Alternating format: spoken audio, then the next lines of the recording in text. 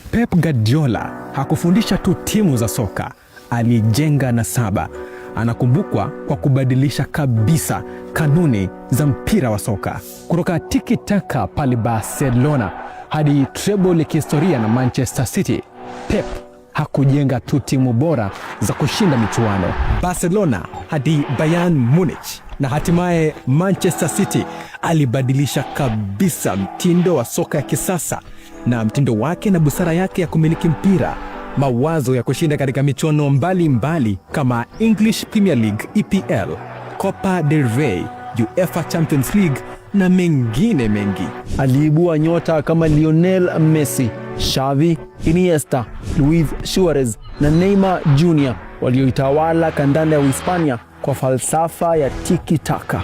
Bayern Munich, Pep aliendeleza falsafa yake Bundesliga mara 3 mfululizo. Wachezaji kama Thomas Müller, Arjen Robben na Robert Lewandowski walinufaika na mbinu zake. Manchester City, wachezaji Kevin De Bruyne, Phil Foden, Raheem Sterling na Erling Haaland waling'aa chini ya uongozi wake. Pep Guardiola hakujulikana tu kwa kushinda makombe pekee, bali kwa kubadilisha sura la soka la kisasa. Akiwa Barcelona, alijenga kikosi cha kipekee kilichotoa treble ya mwaka wa 2009, ikimaanisha kwamba aliweza kushinda Copa del Rey, La Liga na Champions League kwa pamoja, huku akianzisha mfumo wa tiki-taka uliotegemea umiliki wa mpira na pasi za haraka. Mfumo wa tiki-taka uligeuza soka kuwa sanaa ya uvumilivu na akili, ukawa mfano wa kuigwa duniani kote.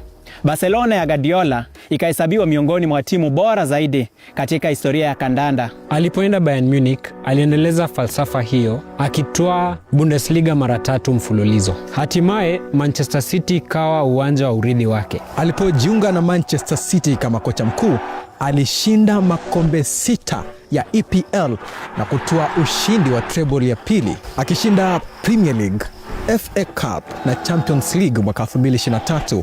Hii ikimfanya kuwa kocha pekee katika historia kushinda treble mara 2, yani Barcelona mwaka 2009 na Manchester City mwaka 2023. Kwa jumla, Guardiola ameweza kushinda makombe zaidi ya 40.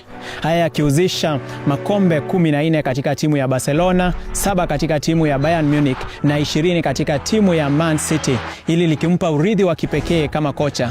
Atakumbukwa kama kocha aliandika upya historia ya kandanda kwa mbinu na mafanikio ya kipekee.